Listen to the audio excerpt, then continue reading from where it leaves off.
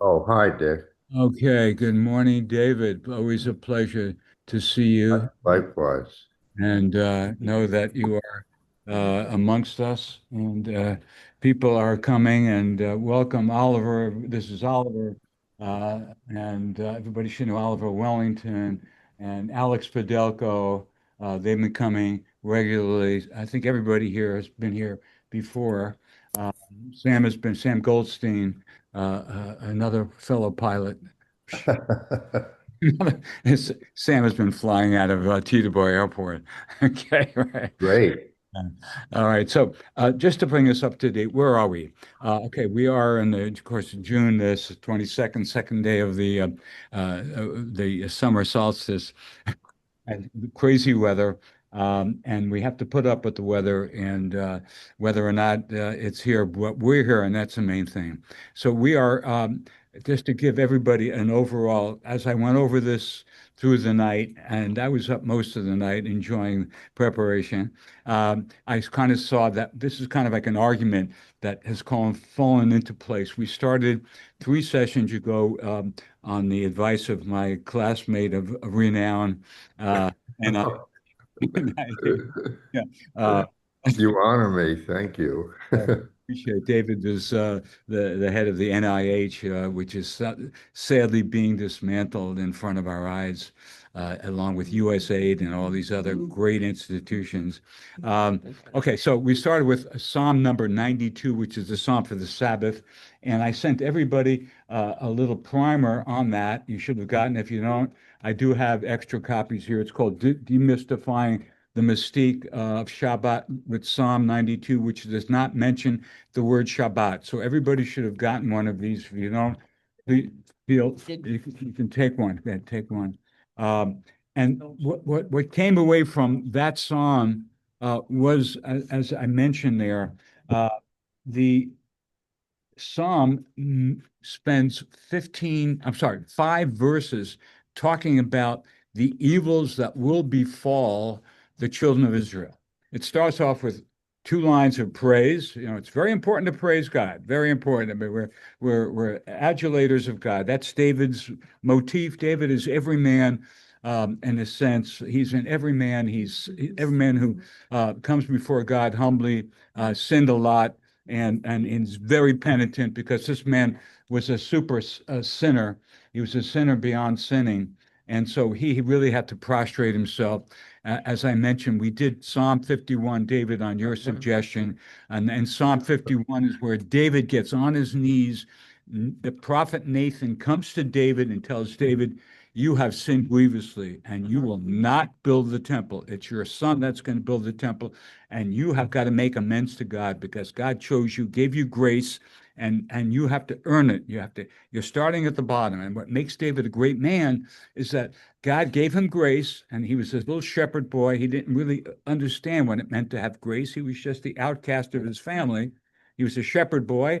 He was the runt of the family and defeats Goliath. It's amazing. It's an ego trip for him, but he still doesn't realize how important his trip is to represent the future of our people, the kingship, the line that will be a line of David, Solomon, et cetera, et cetera. Can I just clarify something? Are we doing 145 or We are doing 92? 145. I'm Okay. just giving a Okay. brief summary of an argument. So the argument that I pose here is that in Psalm 92, 5 sentences, and that what you guys have here, Okay. 5 sentences are devoted to evil, that evil will sprout like grass overnight, and that evil, we will be constantly subject to evil. And my question is, why in the Psalm of the Sabbath are we exposed that five, which is approximately a third of the sentences in that psalm, talk about evil? Okay, so evil is a major component that we have to deal with, and it works itself into this poem that we're doing right now, Psalm number 145. Okay, I just want to bring this is like an argument. The argument is that if you're going to enjoy the Sabbath and create a special oasis in time, you've got to push away all as best as you can, all the negativity. We're surrounded by negativity in our world, and now more than ever, what's happening globally by an authoritarian globalist president, we're dealing with evil. And so we have to get answers from Psalm 145 for us to get true what's called mindfulness, and that is being able to focus and on what you're doing. The Sabbath comes, and the challenge is, how do you stay focused for 2 hours on prayer when your mind is wandering elsewhere, right?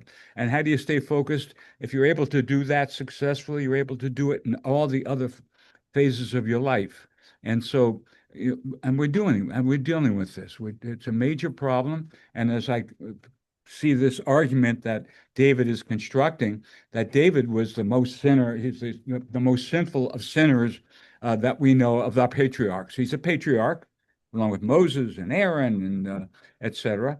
But he takes sinning to the lowest level. Okay, so where do we go from here? Yes. Is the need to shut everything else off. One has to learn. Well, that's what we're trying to accomplish here. So how do you get to the point where you can focus on yourself and enough so that you can find out what you need to work on? Like the Sabbath is said to be a day that you complete the creation of the world with the Creator. God gave us this one day so that we could really partner with Him. He made us master of the universe. On Friday, we're masters of you. We're in charge of all the animals, all the lower beings of life. And now comes the Sabbath, and it's pretty hard for man who's so smug to be able to really achieve that type of humility, okay? So we're talking in a sense about humility. How do you get to be in that humble state where you can pour out your thoughts and connect to a higher source? I mean, I'm not going to embarrass everybody and ask people, how do you feel on the Sabbath? Do you feel you're connecting to a higher source? I mean, that's for everybody to determine on yourself, is how do you tune off the static of the world? We did a poem called Radio here. Some of you may remember it. It's the static of the world. She talks about the static of the world that she was born with from the womb. And how do you turn off the static in this new life? Because she had it in the prior life, because we believe in the reincarnation of souls, and we're all products of other lives, so to speak. So how do we tune off prior lives? That's a whole separate issue that we discussed in a full session here about 2 years ago. Okay, so back to 145. Yes. Yeah. Sure. Go ahead. Oh, yeah, sure. This is what I'm talking about, Moshe, is that there were 5 sentences in, you need one too? Okay. There are 5 sentences in the Psalm 92 that talk about evil. Evil multiplies; it's all around us. And now I sent this out to most everybody here, so you have it on your on cyber, and you can print it out when you come home. Okay. So I'm bringing this up to date. Now we have done the last sessions that we had. We did discuss the major themes. Was number 1, the 13 attributes of God. We spoke of that. That's referenced in verses 7 through 10. If you're not here, then I do have a recap of the last one, and that's this one, 7, and that comes from Exodus 34. You have this, Moshe? Exodus 34. You have it, Oliver? Yeah. Okay, so last session we spoke about the 13 attributes of God that's mentioned in the Ashrei. We only have 5 of them. He only mentions 5, and the major ones is that God gives grace to people, and He encourages people to return to Him, and He's full of compassion. That's part of the 13 attributes of God. And where else are the 13 attributes of God? Anybody here in synagogue yesterday? Where else are the 13 attributes mentioned in the parsha, that Shlach, yesterday? Anybody? Okay. The spies. The spies come back with a very negative view of conquering Palestine, as we know. We're grasshoppers and they're giants. Okay. So Moses intercedes for the children of Israel. God wants to wipe out the children of Israel, just like He wanted to wipe them out with the golden calf. Okay, that was the original reason that the 13 attributes are mentioned in Exodus. Okay, so that's the original. Yesterday, we read about Moses saying, God, if you destroy your people now because of these malinformants, two of the spies, Joshua and Caleb ben Yefuneh, came back with positive responses that we can go in and conquer the land. 10 came back negative, and because of those 10, God determined that those that were born in the wilderness would never get to see the Eretz Yisrael, the land of Canaan. So it's mentioned yesterday because Moses says, God, if you do this, the nations of the world will make fun of you. They'll say you are no longer the Elohim, the one God, that there are other gods that are stronger than you. And if this is what you want to do, destroy out my people and destroy me too. For the second time, Moses intercedes and is successful and does save our people. Okay, so that's the connection, the parsha that we did yesterday. Okay, now, in the interest of time, because I do want us to be able to complete this in 3 sessions, I gotta say, that was very important to complete in 3. There are obvious reasons that if you recite this poem 3 times during the day, that's according to the Talmud in the tractate of Barachot, you merit to enter the afterlife and live a very comfortable, prosper amongst all of the tzedakkim, all of the righteous people. So if you chant the Ashrei 3 times a day, with, of course, with meaning, that's what we're trying to do here, is to extract the meaning, how we can become better individuals, relate to ourselves better and to the other people around us, Jews, non-Jews, everybody, to have a positive relationship with the world is what David has established here through a lot of suffering. Now, David is a tremendous sufferer. I mean, you can't touch the amount of imploring God and demanding. He didn't deserve Psalm 51, which we read here. I don't deserve your grace, God. I mean, I don't know why, but give me. He gets on his and begs and cries. I mean, that's the type of prayer that will get results, and we're going to see that very shortly. Uh, what I'm going to do is call on people that have not been here. Welcome, Marina. Marina Sapir. Okay, everybody knows Marina. Okay. So what we're going to do is I'm going to call on people, a few people that have never been here before or have rarely been here, to chant one of the verses, and then I'll come in. We'll explain it, but then I'll pick it up so that we complete Psalm number Psalm number 145 within the 60 minutes that we have. Okay, because there's a lot of stuff that we need to cover. Okay, so you have the book? Okay, you do. Okay, so we are on verse number 11. Okay, verse number 11. So what we do here, you can chant it in English, Hebrew, or in English, or both. So whatever you want to do, it's your choice, and then we'll come in and discuss it. Because we're on number 11, which okay, number 11. Go ahead, Dave. Okay. Okay, number 11. Do you have it, Marina? You want? Okay. Just in English, so we all can hear. Okay, but whatever you want, you do it in English. Okay, all right. So, and in English, it is. Go ahead, tell us in English. Oh, you don't have English. Okay, so all right, 150. All right, so English, good. You bet. Okay, of the glory. Okay, kavod malchutcha yomeru. Okay, of the glory of your kingdom they will speak, and of your power they will tell. Okay, is that everybody's on the same page with me here? Okay, so idea here is that the malchutecha, the malchus refers to kingship.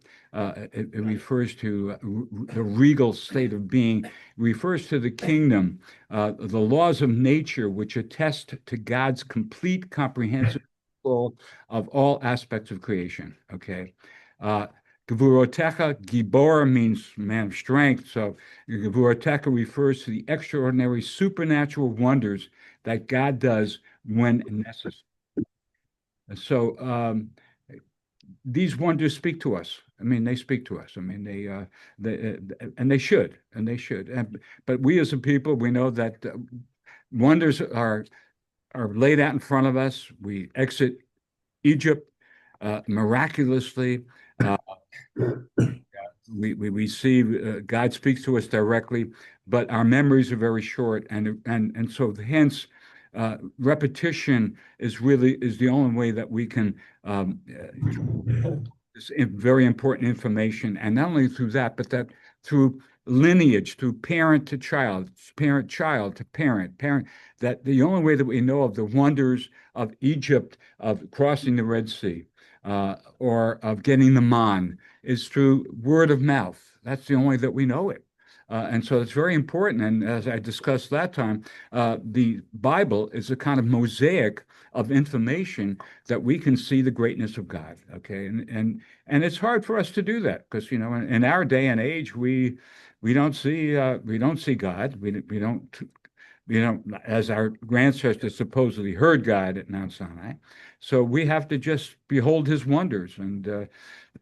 The biggest wonder is Israel surviving another traumatic part of her life. That Israel had came into being is a major miracle, and the fact that Israel is surviving and will survive is another miracle. But we're constantly under pressure. Okay, all right. So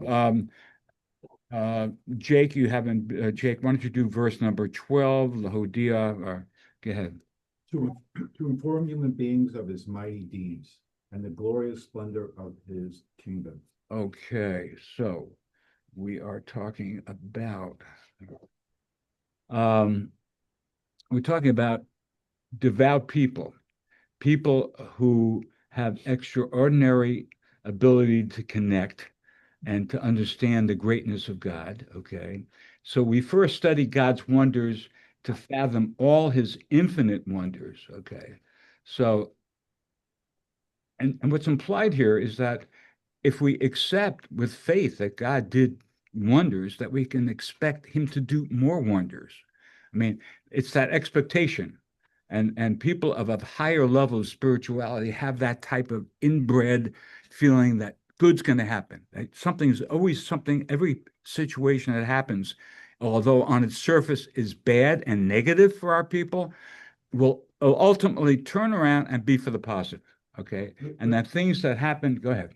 Richard, is it interesting that the first several part was like in the singular or the personal I? Yes. And all of a sudden we move to they. Right, right. There is that duality, if you will. I'm glad you pointed. We mentioned that last time, but there is that duality, absolutely. First person to third person. First person to third person. Yeah, yeah. Because the first person brings it more personal. I mean, it's like you're experiential, and David is experiencing it personally as opposed to giving you generalities. Okay, it's much more forceful when a person is speaking in the first person than it is in generalities. Okay. Who are they here? Who are they? Okay. That's what I'm saying. They are the devout people. Okay. The people that have a higher knowledge, tzaddikim, it's tzaddik. Every generation has a few of them. And I sent out an email about a tzaddik who lived in my home 40, 50 years before me. And he was a secular man, but turned into the highest tzaddik almost imaginable. Yeah. If something is fractured, I'm just looking, it can be fixed. Yes. Is that like they're giving hope, strength? Where is that? Well, yeah, I mean, and we'll see that. David is on a positive role here, even though there's a lot of implied negativity coming up, like there was in Psalm 92 of all these evil people taking over the world. David is on a positive role here. We'll see very, very shortly. Okay.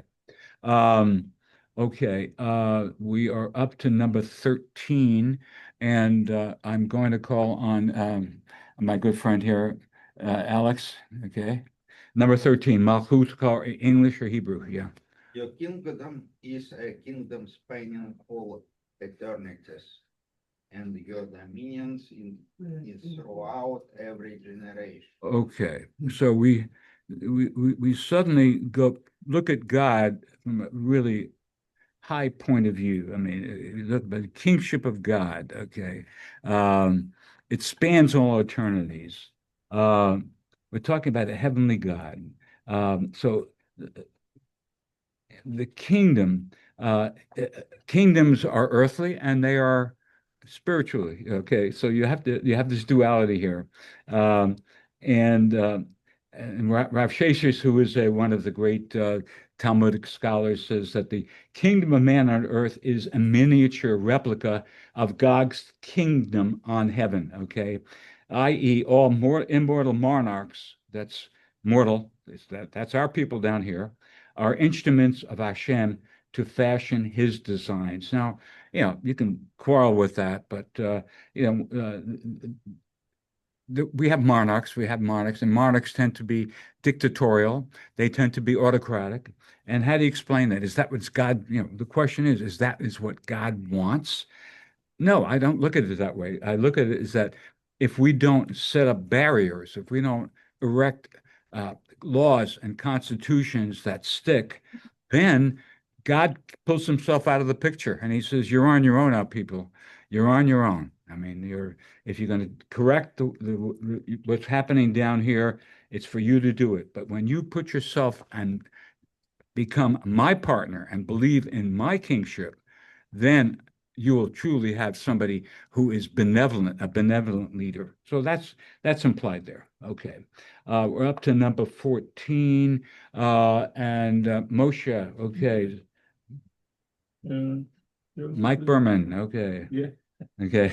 Tell me please the start. Somech, you're up to Somech.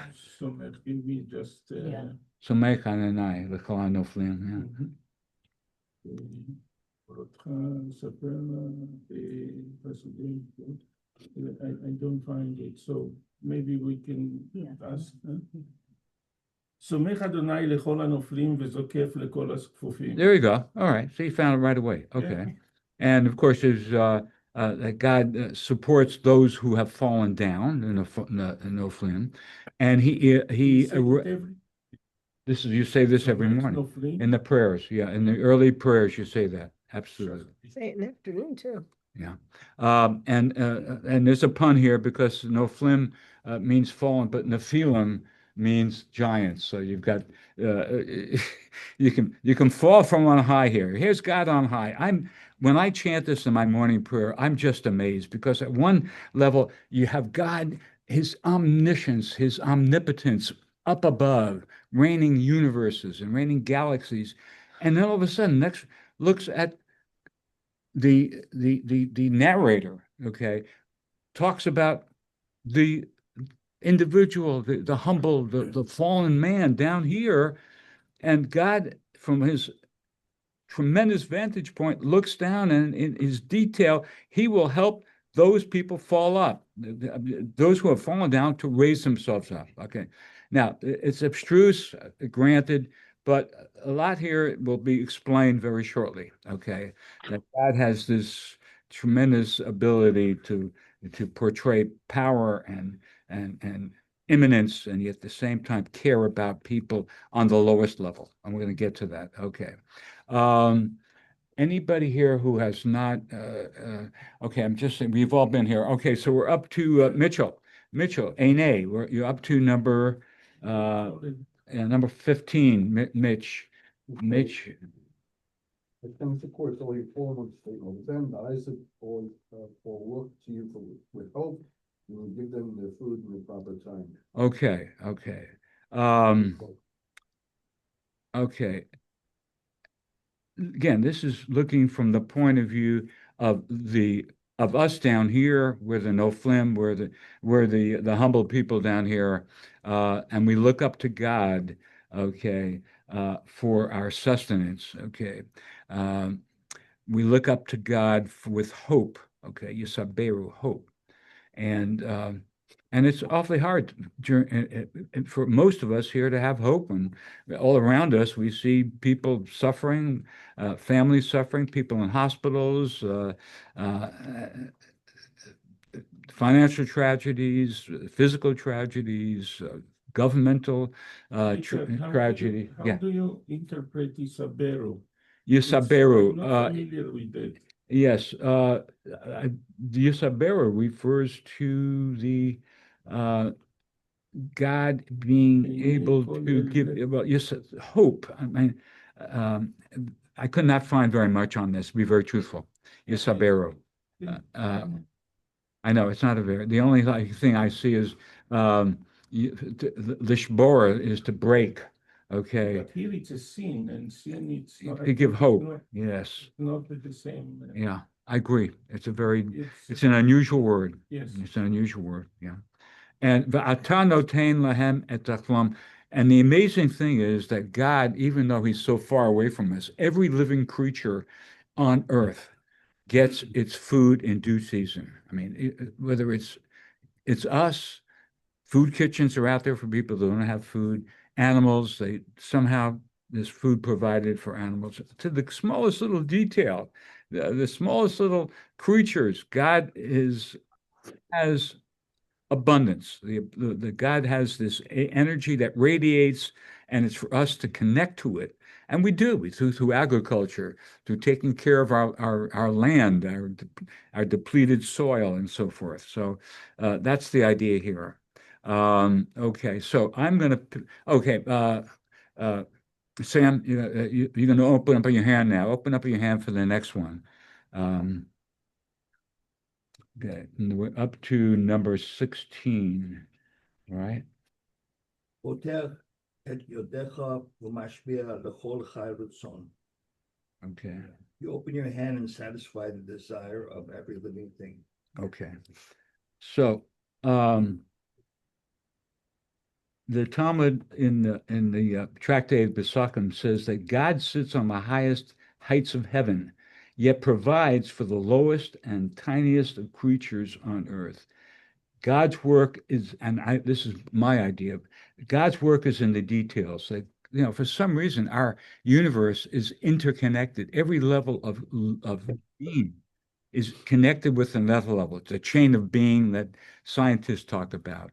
That we're all connected to each other, and we have to realize that that comes from an open hand. That God is the eternal energy giver, eternal. It's just nonstop, and it's for us to get rid of the static, get rid of the negativity, whatever is down here, and to receive it. I mean, we are receivers. This is the idea of Kabbalah, is that in order to be a receiver, okay, you have to be open. You have to have an open frequency.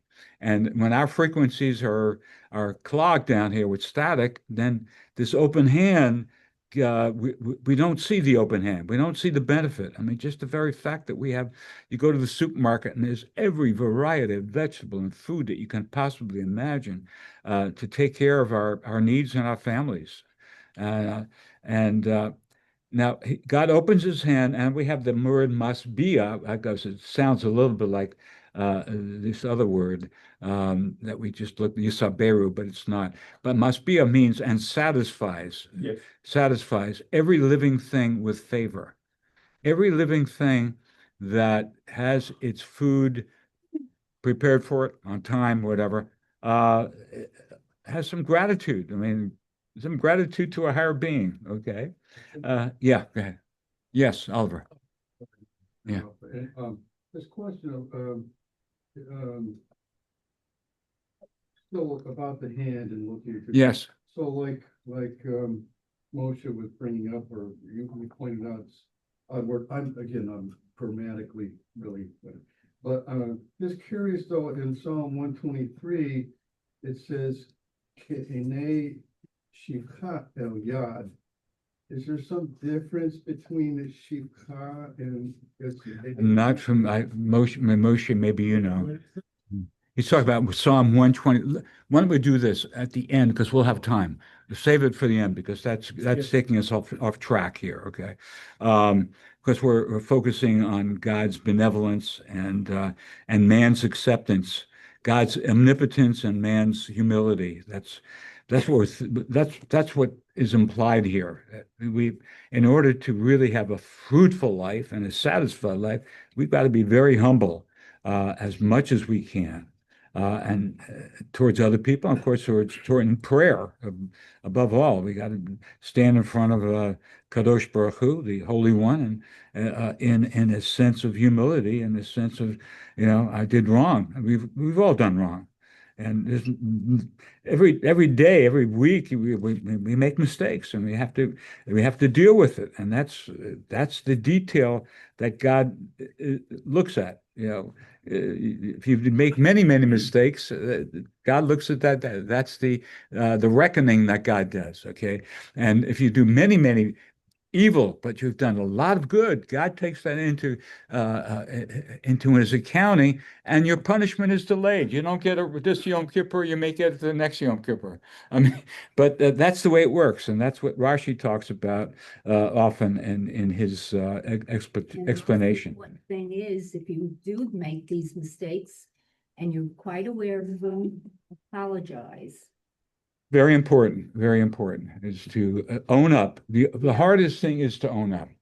How do you own up? And we spoke about that last time because we had an extended discussion about the attributes of God, and how do we really truly express our penitence? How do that we are really sorry, that we have really, how do you do that? And that takes a lot of courage to be able to look at yourself and really implore. If you're not in denial. Well, that's it. I mean, that we're talking the static. You've got all this static around you. How can I do wrong? How can my children do wrong? He lights firecrackers in school. He thinks it's July 4th every day. Well, he's a good kid. He didn't do wrong. A parent loves his child, and so the parent makes the child feel whatever he does is okay. Yeah. You want to push a button? Yeah, want to push a button. Apologize. Yeah, like some parents think it's okay to have their kids running around in the social hall. It seems to imply that this one verse is the most important predominant verse of all. It says That's you a have to good. concentrate and touch That's a good observation. So what is it that makes this more central and more dominant than the other verses? Well, and I see what you're saying, because that is focusing on your direct relationship with the higher being. I mean, God is turned into a person, like he's anthropomorphized. He's given a hand, okay? And that's a hand that we're supposed to reach out and kind of connect. It's a connecting hand. If God is giving his hand and giving us abundance, then what should our reaction be? Is thanking God and taking the abundance, but at the same time, thanking him. So your observation is very, very right on. And that's why, when you have wearing the phylacteries, you're supposed to touch the hand phylactery and touch it to the head, because this is the most central of the verses. But very good. I wasn't going There's a little more to it. Desire means you should aspire to more. You should aspire, but before you do that, you have to connect. You have to connect with your giver, okay? And by connecting to your giver, you're aspiring to his traits. And he's someone who forgives people, and he's someone who has a long fuse for anger. He doesn't get angry very, very fast, and he listens to you, and he tolerates you, and he gives you he hears you. I mean, how many people in political discourse today, in any type of, how many people listen to the adversary? Well, even going back to your grocery thing, there's so many options. It's what you choose, I mean, yes. I mean, you have man has a tremendous amount of choice. Man can act good, and man can act bad. And this is the idea. If God is, if you believe in a supreme being that is constantly radiating positive energy, so that you can enjoy all the benefits of life, your gas stoves, your electric batteries, your electric cars, your Apple Watches. There are so many benefits that God is giving us here, and it's for us to accept them and to give back. So, how do you give back? We have to be careful about the radiation. You got to be, of course, when you bomb anywhere, there's tremendous radiation. Not just Yeah. electric cars, Yeah. the radiation's terrible. I agree. Well, I agree. Fracking produces a tremendous amount of radiation, and what happened in Iran, tremendous. Beside the radiation that may be down there, there's more radiation. But what should you do? What's the natural reaction from me having all these choices? Make the right choice. Okay, mate, come on, somebody help me out. What you have this hand that's reaching out to you. So how do you treat this hand? Come on. Well, I mean, the hand, and I'm done, I'm thinking about all these, Dave, you should have an answer too. Go ahead. these sort of Shabbos rules and everything, like if someone's donating, reaching in the window, the hand, another hand has to take from the hand. Right. You know, Okay. so if there's no hand, this is a hand reaching out, but no one taking it, that's the connection, you know, there has. You have to connect. Something or other. What I'm trying to get at here is that Dave said David's poems are like Madison Avenue ad men giving gratitude all the time, praise, praise, praise. And so, wait, this finish, Oliver. And so the idea here is that if you are getting so much, you know, the natural reaction would be to thank that hand that's giving you, and just a thankfulness. Okay, that's the option that I would do. Okay, if I'm being given so much and I don't deserve it, I mean, at this point, I'm given a lot, and in a sense, I don't deserve it, but I do thank a higher being for being in that state of it, being able to accept it without saying I don't want it anymore. Because you don't want to say that, but if you keep getting, then the chances to give back to praise and to give to other people. So that's the idea here. The idea here is the me, the I, and the thou. I, and you have a thou up there, and the thou is giving you so many benefits, and so you want to reward God. One of the ways we reward God is by building temples. That we have all these hundreds of temples here in Connecticut, and in the world, so we can praise God. I mean, that's the man wants to be able to give back to his what he's received materially, particularly. He received a tremendous amount of matter, and to give back. I mean, you have people in the synagogue, the Sternlich family just gave tremendously. They gave tremendous benefit to the synagogue in terms of Holocaust, reaching out to all the Holocaust survivors, bringing them in, making them feel comfortable, setting up a library with a tremendous amount of Holocaust material, which we're trying to save, of course. Yeah. And so that's the idea here. I'm so glad you. Richard. Yeah. The one little extra, Yes. but the saying "Asuli mikdash v'shachanti b'tocham." Yep. You can make me temples and synagogues and monuments, but I live within you, each one of you individually. Well, yes, that's it. You want that God is, we'll come to it very shortly, that God is everywhere. I mean, we have mortal gods, and then we have our God. Okay. Mortal gods are too busy doing their own mortal stuff. Okay. Well, I'm going to come to And if you can't give back immediately, it might be years later, but you do give back. you give As back. you know, I experience that now Mhm. after 56 years. Okay. And I, in my humble way of giving back, you guys have made my life take a beautiful turn by coming here this is 7 years, 7 distinct years that we're doing this. And to me, that's my reward, is that I put out and that you guys come. I'm very happy to host here. It's just my small contribution to what the divine has given me in terms of my education, and above all, my experience. I've had tremendous experience in my life living in so many different communities, which I'll get into another. I'm redesigning my website this summer, tremendous redesign, and it's very exciting. but I've lived in so many different communities across the United States and many different synagogues, and it's a way of my giving back to people that really want to connect. Go ahead. Yeah, just quick question. What is the root of the Chag here on the Pateh Okay. verse? Is that a Kabbalistic infusion, or is this more from a much earlier? I cannot I mean, this is the psalmist you're talking about. Where did the psalmist get from? No, not the The psalmist, psalmist. the part about the. Oh yeah, this touching. That's rabbinic. That is rabbinic. These are the sages. Yeah, the sages, because, you know, how else can you touch God? By touching a phylactery. It's like, Because the hand, and that sounds part of the 10 Sefirot, or I mean, something. you Might have be Kabbalistic, or- well, you have God's name on the phylactery here.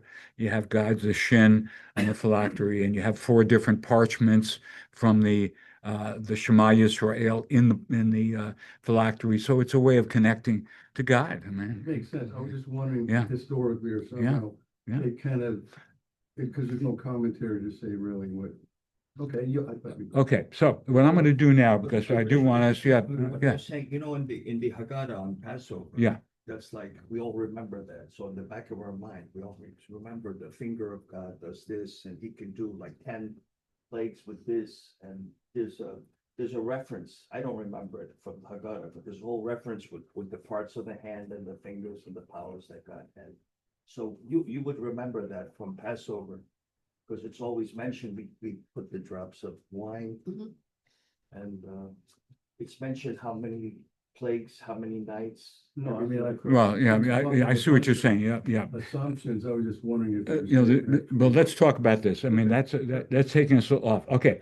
What I want to mention here is that this calls to mind Psalm 92. We spoke about God's deeds. To pa'alecha ma'asecha ma'aseh yadecha ki smachtani Adonai b'pa'alecha. This is Psalm 92, which is the Psalm of the Sabbath. If you weren't here, this is a major thought that I'm happy from your great wonders. And that's the earlier psalm. And ma'aseh, your hands, again, back to the hand. Ma'aseh yodecha aranein, that I will be, aranein means to be happy, but it means to sing.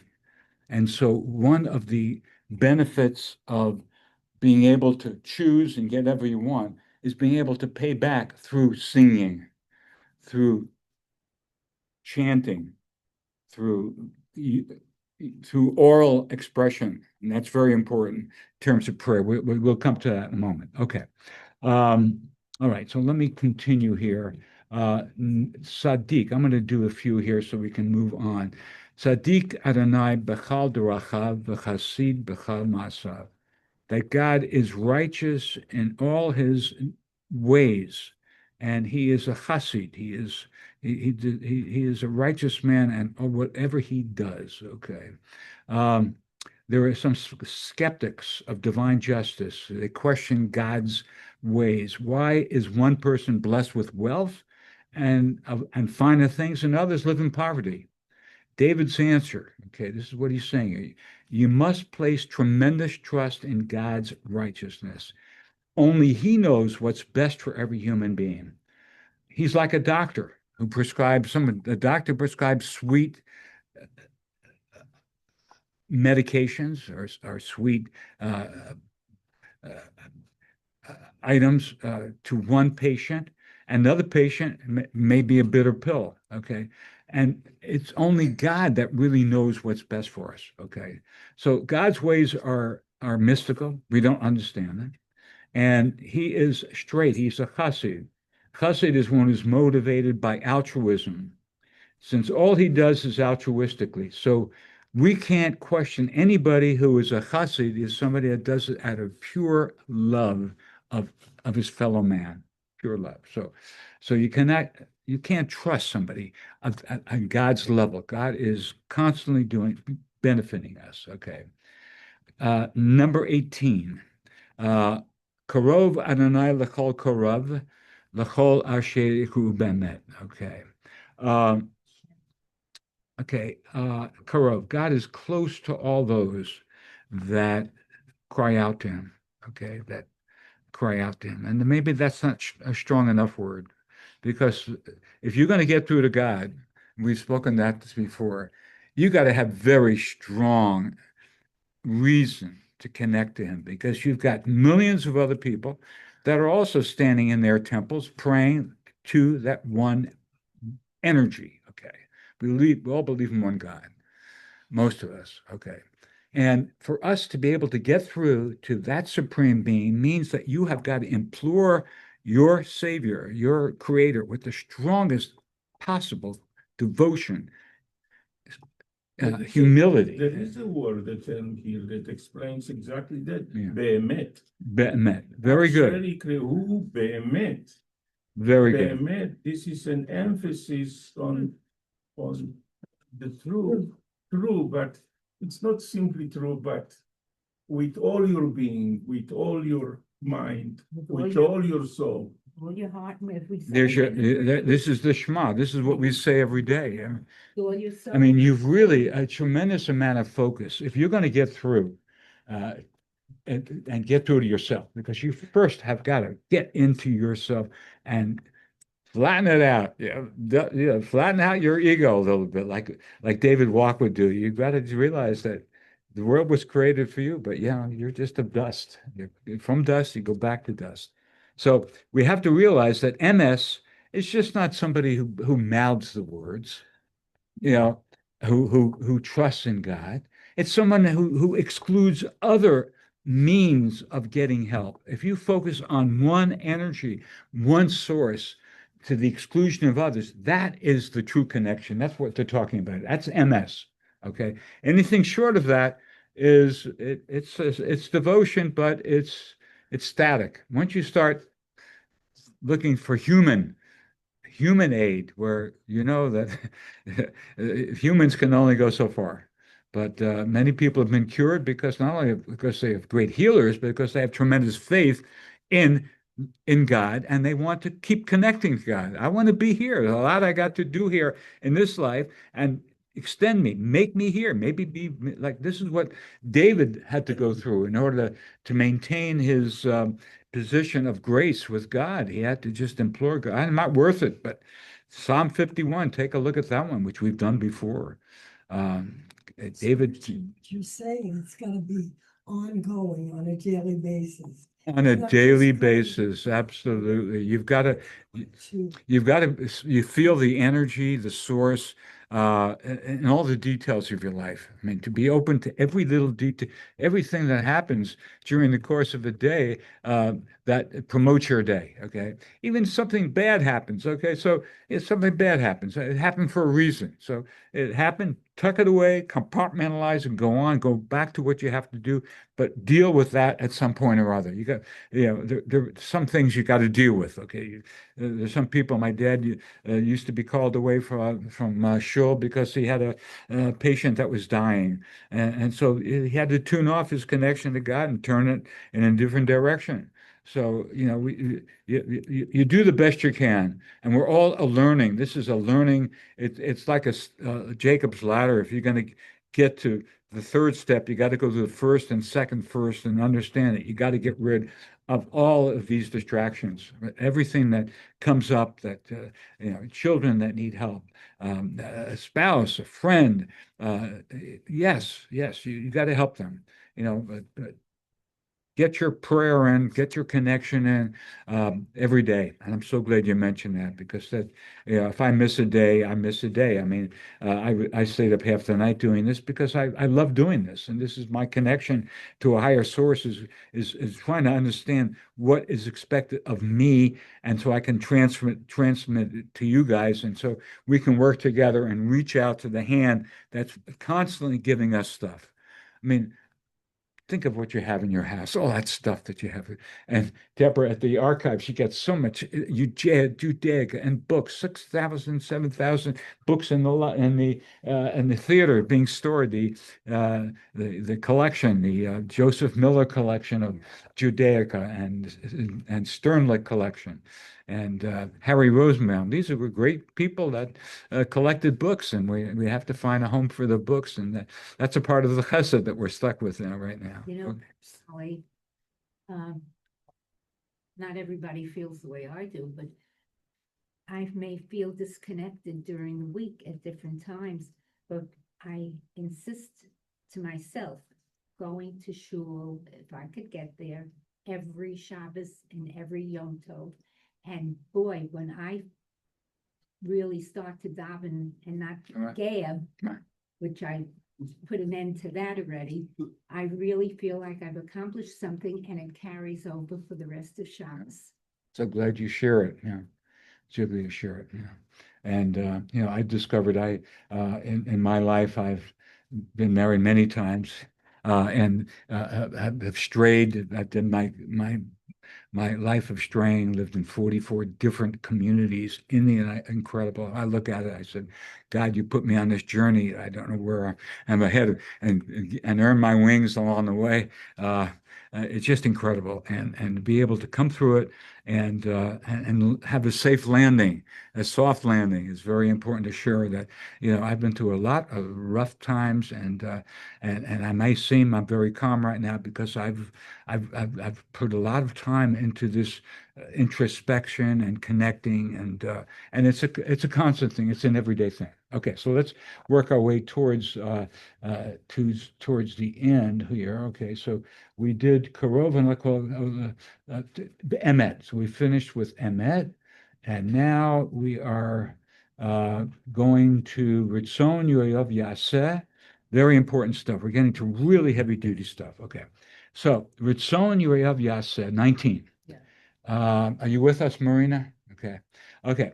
So, Ritzon, the will of those Yoav, those who fear God, he will do. Now, I have a problem with that. What if I'm going to do something that is contrary to what I should be doing? Okay. I mean, maybe my will is to accumulate $1 million in 5 years. Okay. But, and I'm saying because I believe in God, that God's going to do this for me. Well, is that necessarily what is in my best interest? So with Sona, we want to believe that if we are very fearful of God, that God will hear us and come to us and make our dreams, our wishes come true. Okay.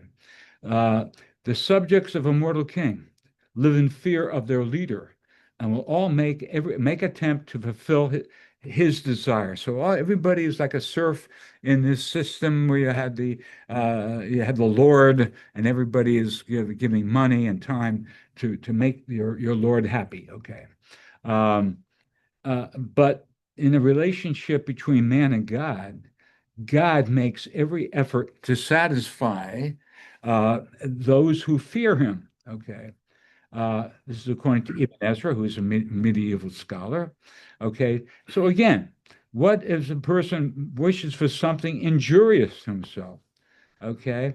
The greatest kindness that God can give to us would be instill in man a proper and worthy desire. So how do we get to that? How do we get to know what is a proper and worthy desire? We need to know what we're doing, the actions, the small little actions that we're doing. Should I help my child and give him a larger allowance? Does he deserve it? Does she deserve that? Should I make this move, that move? We have all these different decisions. How do we know it's right? Okay. So we have a very wise man, the Maggid of Mesrich, medieval character, that says basically, he translates this line the following, okay? He makes Ya'aseh into the verb he makes. So he makes God the maker. So he translates the line as he, meaning God, makes the will of those who revere him. Now think about that. That wouldn't you rather have some type of energy forcefully, mentally telling you this is the road you should be on, even though you had your desire to make $1 million in 10 years. God said that's unrealistic. You can do it in 5 years. Now get down and work, make it happen. So wouldn't it be wonderful if you can get some type of signal from the higher being as to what direction you should make in business and in romance, in your studies, in your charities? I mean, how do you know who to give to?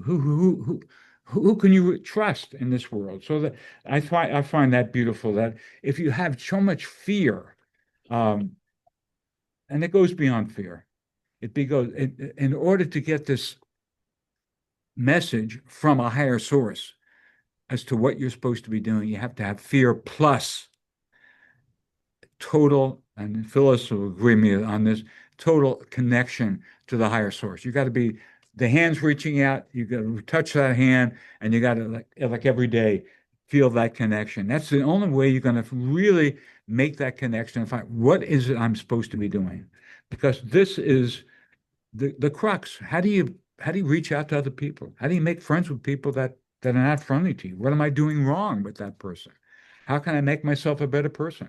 So these are all questions that we have to ask each other in the synagogue. When else can we do it? We're here on Saturday. We shake hands with people, with people, and we're shaking hands with God by praying to Him. And so it's an interaction, because the more you can connect to this higher source, the easier it's going to be to connect to your mortal beings. It's as simple as that. Okay. Richard, Yeah. there are two kinds of validation. Yes. Self and validation Okay. from others. Yeah. That Right. makes the person complete. Yes. They get validation from others and self-validation. Oh, so yeah. So it's a mutual being. Now, there is one letter that's been left out here. I'm surprised. This is supposed to be an acrostic. So we have Clemens. So from the mem to the samach, what was left out? Somebody tell me. Malchus, the nun. Okay. Anybody have any idea why nun is left out? It's esoteric. Okay. It has to do with one of the prophets, I believe, that spoke, and I believe it's Hosea, that I'm not sure. But the idea is that his verse and his prophecy was that man has fallen because of his bad deeds and will continue to fall. Now, the verb for fall is nafal. Okay. So that's where it comes from. It's called the hidden nun, and that's the reason the rabbis eliminated a nun. Okay, so why, Richard? Why did they eliminate it? because one of the prophets, and I believe it was Hosea, had a phrase in which he speaks about the children of Israel have fallen, Yes. and in the same verse, and they will continue to fall. And because that's a negative verse, So avoid the negativity. yeah, it's a negativity, none. And you know that nun, when you spin the tree, it's kind of a negative. It doesn't go anywhere. What we are, What? what word we are talking about? Where? Nun. No, we're missing the letter nun. This is an acrostic, aleph through taf. So when you go from mem, you have mem, nun, samach. You go to malchuska, and then you go to someach. You're missing the nun. You see that? Yeah. Everybody see that? So, I understand, you mean that David originally had a verse with a nun and it was. He may have had it. He may have had it. It may have had it, and the rabbis came in and excised it. Very good. Yeah. Very good. Yeah. Well, that would be kind of controversial. Well, it is. I mean, I'm just throwing it out because, I mean, you go through it, and it's an acrostic. Supposedly, and you missed a session, but I'll quickly review. This is kind of like an A to Z manual as to how to get close to God and create that connection, hand-to-hand, validation to validation. And the acrostic is supposed to have every single step, and we're missing one step out because that step is a negative step.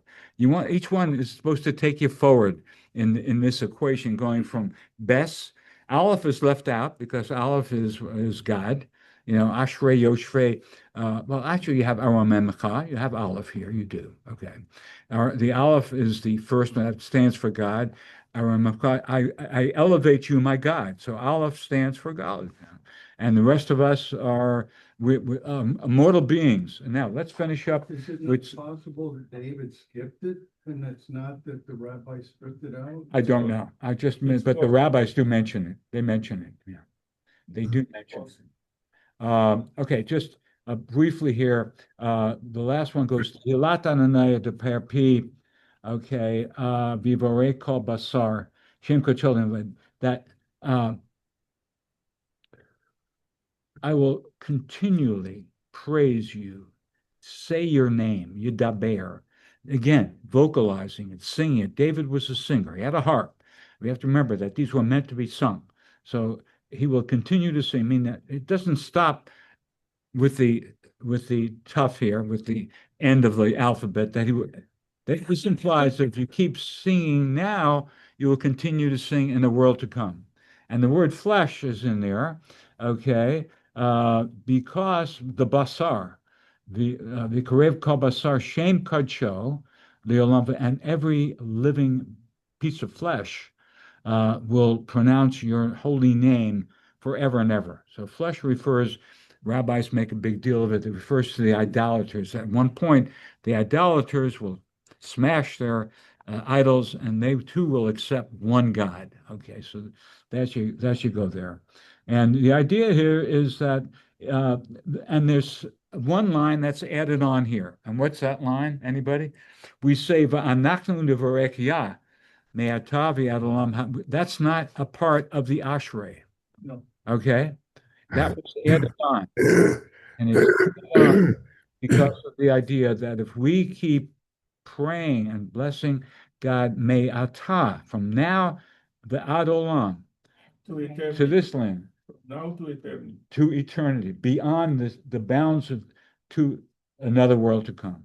So that's the hereafter.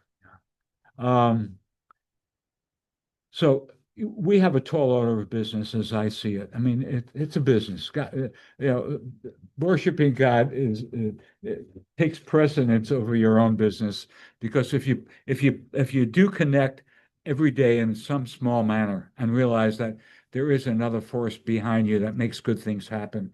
I can count any number of things every day that unexpected, that God kind of completes something that I haven't even thought I started and he completes it or whatever. That there are all these small little details in your life that light up your life and make your life more significant, so that you can share it with your spouse, your partner, your friend. Hey, this thing happened to me. That happened. But did it really happen, or is there some type of an energy behind it that is making it happen? That's for everybody to determine on your own, is how much you're able to open yourself up and get rid of all of the static and all of the negativity, and let the light shine in. And that's what David's life. And this David, go ahead, David. Yeah, just curious we've heard of this term, the beginning of wisdom is the fear of God. Yes. Yeah. So is he saying, or it's like, I know someone in my family said one time, it's a wise man who listens to his mother. In other words, your parents know you better than you know yourself, especially when you're young, so that when they look at a spouse to be or something, they know who you are and they know how you might fit in with that person or they with you, that the connection will be there. Maybe that was the start of these arranged marriages, that your parents knew you better. Yeah. So the beginning of wisdom is the fear of God, and to understand that is important, whether it's fear or admiration, either one. And your parents are closer to the, or on a higher level than you are. Of course, God is higher, but we're, in that stairwell, so to speak. Very good point. Very good point. Is that listen to the wisdom of your parents and get smart. Smarten up by listening to us. Your parents have been through it. They've been through it, many, many times. And for us to be able to listen is that reaching out. That's taking it very personally, familiar. Reach out to a family member and thank that family member, because you were right from the beginning. I just, there are many times to eat crow, as they say.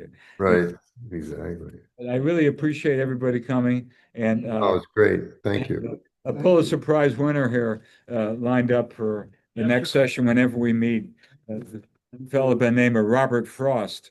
Okay. Yeah, Up and coming guy. yeah, he was a four-time Pulitzer Prize winner. I knew his granddaughter. Thank you, everybody. Yeah, Thank you, Dick. yeah, you're welcome. Yeah. Have a good weekend. I'll keep it. We'll be in touch. We'll be in touch. Absolutely.